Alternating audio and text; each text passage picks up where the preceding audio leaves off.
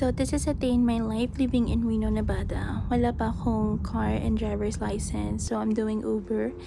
At pumunta man akong post office para ibalik yung 12 Pro Max ko na tinrade in ko. May bago na kasi akong phone.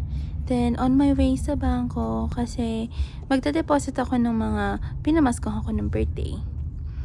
At 2 p.m. na pala dito, guys. So, pumunta muna akong Arario.